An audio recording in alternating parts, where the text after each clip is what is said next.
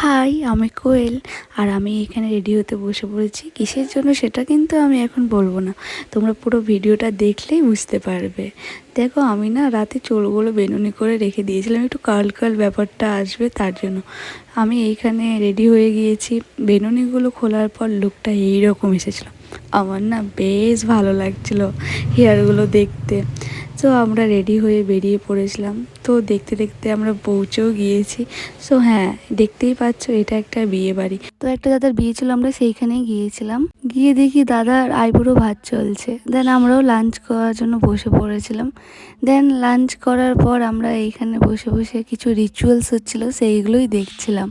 আর বাঙালির মানেই তো অনেক রিচুয়ালস, নিয়ম কানুন, তোমরা জানোই।